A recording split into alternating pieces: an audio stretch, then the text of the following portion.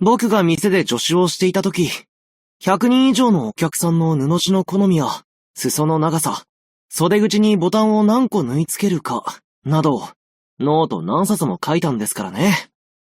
ロドスの書類が、あれよりも複雑なんてことは、こんなに、バックルはカルネバーレの屋台で買ったもので、サスペンダーは使い古した革のメジャー、ヘアピンは待ち針を改造したやつ。それに、模様も全部自分で刺繍したものです。派手すぎ。これは、一番見栄えのするシラクーザスタイルなんですよ。あなたのセンスもそろそろ今時に合わせないと、仕立て屋にいるのも悪くないですよ。例えば、僕には友人が2人いましたが、1人が警察学校に、もう1人がファミリーの扉を叩いてから、お互い一切口を聞かなくなりました。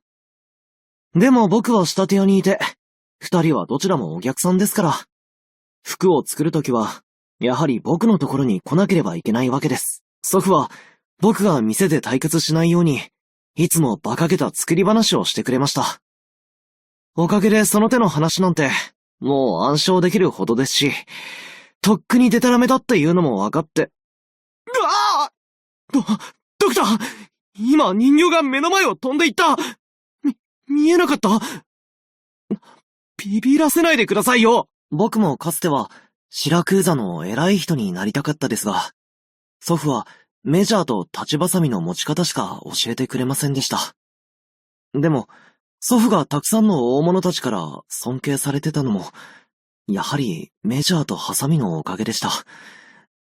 まだまだ学ぶことは多いですが、今は新しい服を仕立てるところから始めたいと思っています。カルネバーレの結末は、シラクーザの古いおとぎ話と同じくらい残酷だと思いました。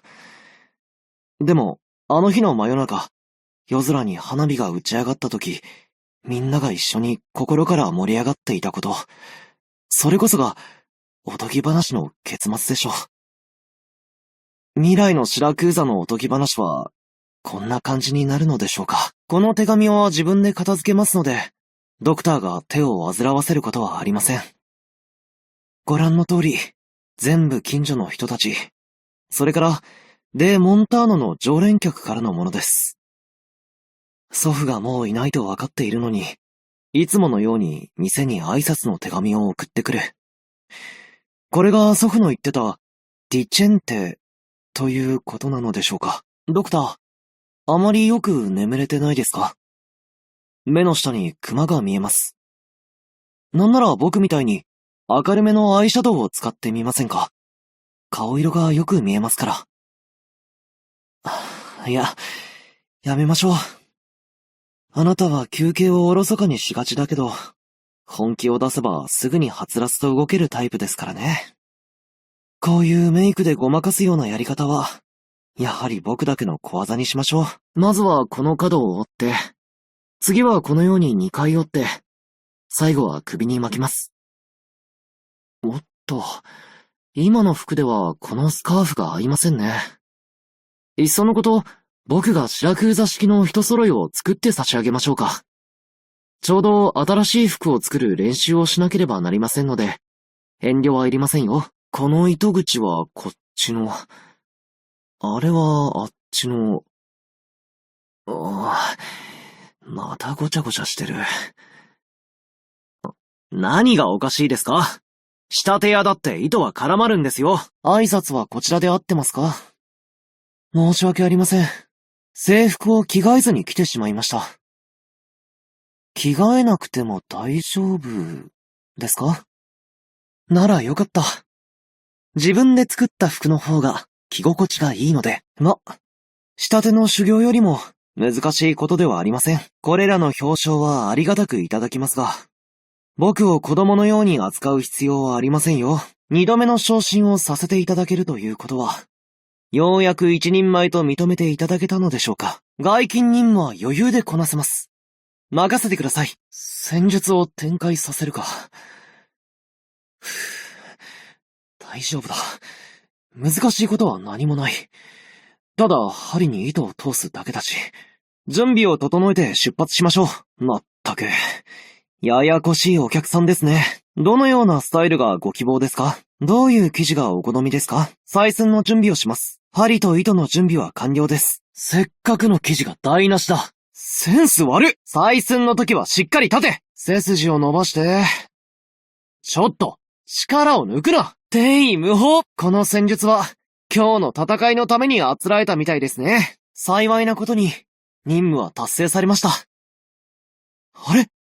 どうしてこんなところに糸が飛び出て、服を仕立てるときも、材料を無駄にすることはよくあります。気にしないでください。裁縫箱を入れるスペースはありますか？はいはい。サボってなんかないし。ドクター、この前作るとおっしゃってた人揃いのスタイルは決まりましたか？アークナイツ。ああ、ドクター。今日のコーデはなかなかですね。いつもこの一丁羅。それでもいい感じですよ。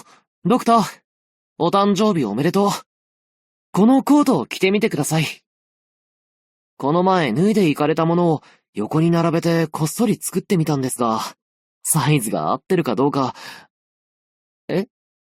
小さかった？ケーキの食べ過ぎでは？大丈夫です。道具は全部ここにありますし、すぐに直せます。出発する前、店にある糸を全部荷物に入れておきました。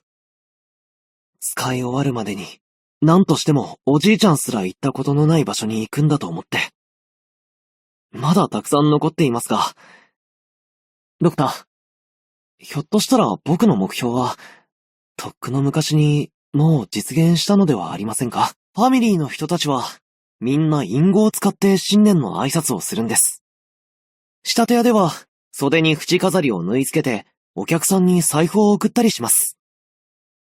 でも今はロドスですし、こうしたお祝いはどれも違う気がするので、明けましておめでとうございます。